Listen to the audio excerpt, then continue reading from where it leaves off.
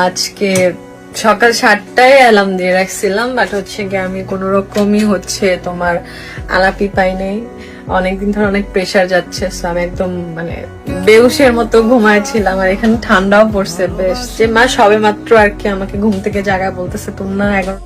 এবার তাহসানের সাথে ডিভোর্স নিয়ে মুখ খুলেছেন তাহসানের দ্বিতীয় স্ত্রী রোজা। তাহসানের বিরুদ্ধে গুরুতর বেশ কিছু অভিযোগ এনেছেন রোজা। হঠাৎ করেই খবর ছড়িয়ে পড়ে তাহসান রোজার বিচ্ছেদ হয়েছে। এখন শুধু আনুষ্ঠানিক ঘোষণাটা বাকি। বিয়ে করে মাত্র 6 মাস সংসার করেছিল তাহসান রোজা। 6 মাস ধরেই তাহসান রোজা আলাদা থাকছেন, তাদের যোগাযোগও বন্ধ হয়ে গেছে, যে খবর বর্তমানে দেশ জুড়ে ব্যাপক আলোড়ন তুলেছে। ডিভোর্স দেওয়ার অনেকগুলো কারণ আছে। রোজাকে যা ভেবে বিয়ে করেছেন তার কিছুই তিনি পাননি। এদিকে রোজা বলেন, অনেক ভেবে চিন্তেই তাহসানকে বিয়ের সিদ্ধান্ত নেন তিনি। তাহসানই তাকে আগে বিয়ের প্রস্তাব দিয়েছে।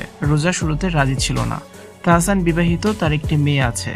তাহসানের সম্পর্ক নিয়ে শোবিজ অঙ্গনে ব্যাপক আলোচনা সমালোচনা, এসব কিছু ভেবেই তাহসানকে তিনি বিয়ে করতে চাননি। কিন্তু তাহসানের নানান পাগলামি তাকে একসময় বাধ্য করে। রোজা বলেন, তাহসান হুট করেই বলে 2 দিন পর আমাদের বিয়ে।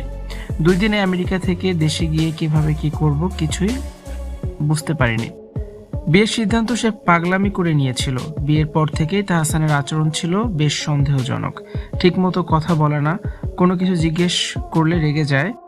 দুজনের মতের মিল হচ্ছিল না। এসব কিছু দেখে অবাক হন রোজা। কাজের খাতিরে আমেরিকাতেই বেশি সময় থেকেছেন রোজা। এভাবে দুজনের দূরত্ব আরো বেড়ে যায়। রোজাকে ফোন করেও কখনো খোঁজ খবর নিত না তাহসান, তবে কারোর সাথে ফোনে সবসময় কথা বলতো তাহসান। এসব কিছু মুখ বুজে মেনে নিয়েছিল রোজা। তবে জুলাইয়ের শেষ দিকে তাহসান জানিয়ে দেন এই বিয়ে করে তিনি একদমই খুশি নন। এই সিদ্ধান্ত ছিল তার জীবনের সবচেয়ে বড় ভুল সিদ্ধান্ত। সে মন দিয়ে সংসার করতে পারছে না। দুজন একসাথে থাকা এখন অসম্ভব। তাহসানের এসব কথা শুনেই চলে যান রোজা। 6 মাস ধরেই আলাদা থাকছেন তারা। রোজা বলেন, তাকে বিশ্বাস করে বিয়ে করাই কি আমার ভুল ছিল? ভিউয়ার্স, তাহসান রোজার ডিভোর্স নিয়ে আপনাদের কি মন্তব্য জানে অবশ্যই কমেন্টস করুন, আর ভিডিওটি শেয়ার করার অনুরোধ রইল।